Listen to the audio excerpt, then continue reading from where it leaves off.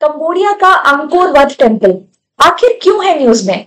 आइए जानते हैं इसकी डिटेल्स इस पर्टिकुलर वीडियो में, और हेडलाइंस में इसने जगह क्यों बनाई उस पर भी चर्चा करेंगे।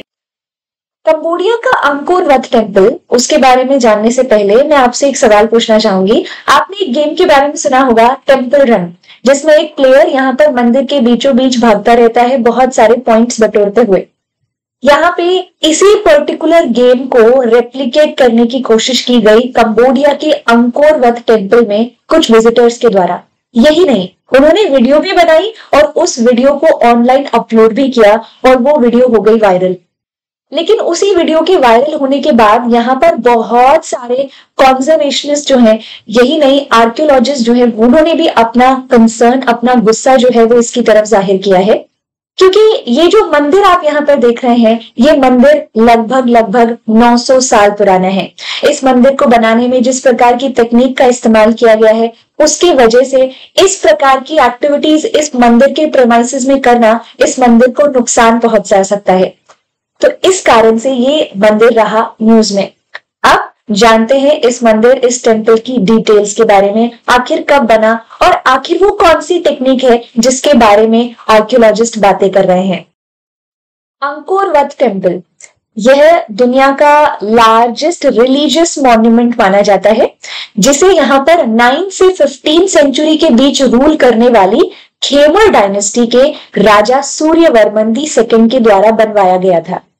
अगर ओरिजिनली देखा जाए तो ये टेम्पल हिंदू लॉर्ड विष्णु को डेडिकेटेड था, लेकिन उसके बाद कंबोडिया वाले रीजन में एक हद तक समय के साथ बुद्धिज्म की पॉपुलैरिटी के बढ़ने के साथ ये टेम्पल बुद्धिज्म में, मतलब एक तरीके से बुद्धिस्ट टेम्पल में कन्वर्ट हो गया। यह टेम्पल इतना विशाल है, लगभग 200 एकड़ तक फैला हुआ यह टेम्पल यूनेस्को की लिस्ट में भी शामिल है, एक वर्ल्ड हेरिटेज साइट के रूप में। 1992 में इसे इस लिस्ट में शामिल किया गया। अब बात आती है इस टेम्पल की टेक्निक और इस टेम्पल की कुछ यूनिक फीचर्स की। यह पूरा मंदिर यहाँ पर सैंडस्टोन का बना है, लेकिन सबसे खास बात क्या है? सबसे खास बात यह है कि यहाँ पर सैंडस्टोन के जो ब्लॉक्स हैं, उन ब्लॉक्स को किसी सीमेंटिंग एजेंट या मोर्टार की मदद से चिपकाया नहीं गया, बल्कि उन ब्लॉक्स को जिस प्रकार से जिक्सॉ पजल्स होते हैं उस तरीके से कट करके ब्लॉक्स को एक दूसरे में इंटरलॉक किया गया है। यानी इंटरलॉक करते हुए पूरा का पूरा स्ट्रक्चर रेडी किया गया है। क्या आप जानते हैं भारत में भी ऐसे मंदिर हैं जो कि इसी टेक्निक से बने हैं? अगर आप भारत में कर्नाटका की हम्पी जाएंगे तो हम्पी में विजयनगर एम्पायर के जो रूलर्स थे उनके द्वारा बनाए गए टेम्पल, जैसे कि विठल देव टेम्पल या फिर यहाँ पर विरूपक्ष टेम्पल, उन टेम्पल्स को भी इसी टेक्निक से बनाया गया है, बिना किसी सीमेंटिंग एजेंट या मोर्टार की मदद से। यह अपने आप में सोचने वाली बात है कि अगर यह मंदिर जो है इसमें किसी प्रकार की सीमेंटिंग या फिर किसी प्रकार के मोर्टार का इस्तेमाल नहीं किया गया, तो इसके आसपास इस किसी भी तरह का नया कंस्ट्रक्शन या किसी तरह की भागदौड़ इस मंदिर को नुकसान पहुंचा सकती है। इसी वजह से यहाँ पर आर्कियोलॉजिस्ट जो है वो इस तरह के वीडियोस जो विजिटर्स के द्वारा बनाए गए उसको लेकर अपना कंसर्न जता रहे थे। इस मंदिर में आपको 5 टावरिंग स्ट्रक्चर्स देखने को मिलेंगे जो कि माउंट मेरू को सिंबलाइज करते हैं। माउंट मेरू का महत्व सिंबलिज्म, मतलब बुद्धिज्म में सिंबॉलिक मैनर में बहुत ज्यादा माना गया है। ऐसा कहा जाता है कि माउंट मेरू वही माउंटेन है, वही पहाड़ है जिसपे जो भी बुद्ध है, जो फ्यूचर में आने वाले बुद्ध है या फिर जो पास्ट बुद्ध है या बोधिसत्व जो जिनकी मृत्यु हो चुकी है, वो इसी माउंट मेरू पर रहते हैं। इस माउंट मेरू को यहाँ पे आप देखेंगे कि किस तरीके से थंबका पेंटिंग्स में भी दर्शाया गया है। और अब अंत में यहाँ पर सॉल्व करते हैं यूपीएससी प्रीलिम्स 2026 में पूछा गया एक सवाल। The initial design and construction of which massive temple took place during the reign of Suryavarman II?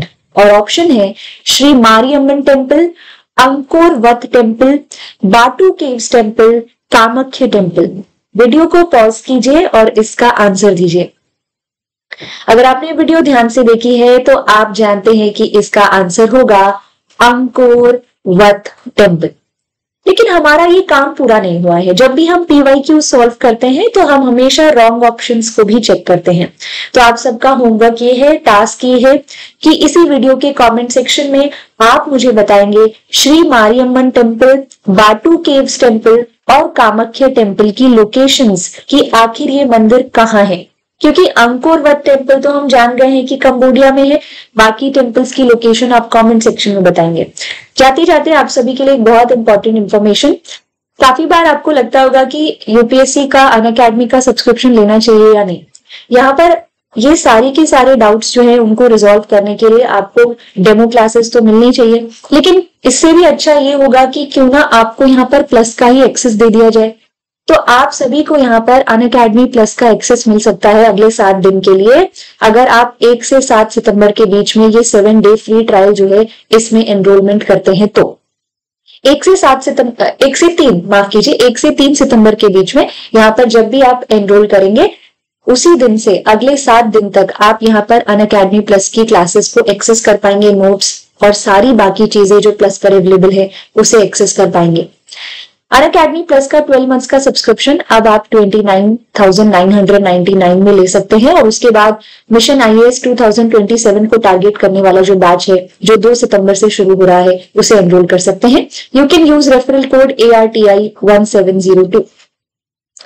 यही नहीं, यहाँ पे 2025 को टारगेट करने वाले बैचेस भी स्टार्ट हो गए हैं। लिबर्टी बैच 29 अगस्त को स्टार्ट हुआ है, मंजिल बैच 31 अगस्त को स्टार्ट हुआ है। अनअकैडमी प्लस पर यहाँ ऑप्शनल सब्जेक्ट्स भी मौजूद हैं। अगर आपका ऑप्शनल इनमें से एक है जो स्क्रीन पर दिए गए हैं तो अनअकैडमी प्लस का ऑप्शनल कैटेगरी को सब्सक्राइब करके अपने ऑप्शनल को पूरा करें। इनमें शामिल है anthropology, geography, sociology, history, public administration, mathematics, PSIR and agriculture. इसी तरह की इंफॉर्मेटिव वीडियोस के लिए सब्सक्राइब करें यूपीएससी अनस्टॉपेबल को। Thank you so much.